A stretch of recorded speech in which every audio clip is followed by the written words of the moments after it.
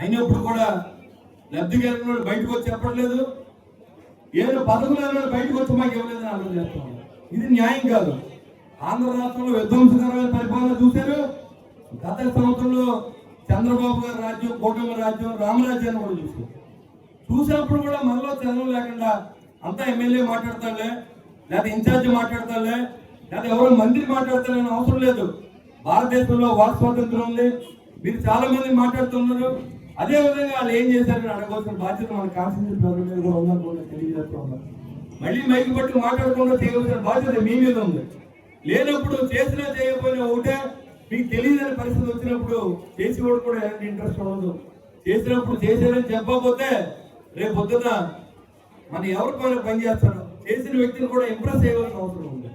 కొంతమంది పేరు కోసం పనిచేస్తారు, కొంతమంది డబ్బు కోసం పనిచేస్తారు, కీర్తి కోసం పనిచేస్తారు. ఏది శాశ్వతంగా ఉంటుంది, పదవి అనేది ఇంకొక 4 సంవత్సరాలు ఉంటుంది. అది మీకు కూడా తెలుసు. 150 సీట్లని 11 సీట్లు తీసుకొచ్చింది ఈ జనమే. 23 సీట్లని 124 సీట్లు తీసుకెళ్ళింది కూడా ఈ జనమే. అంటే జనానికి ఆగ్రహానికి గురైతే మీ పరిస్థితి కూడా ఎంతైనా వార్నింగ్ మాత్రం జనం ఆల్రెడీ ఇచ్చారు. మనకి 2024 విషయాన్ని మనం ప్రతి ఒక్కరు గుర్తుపెట్టుకోవాలి.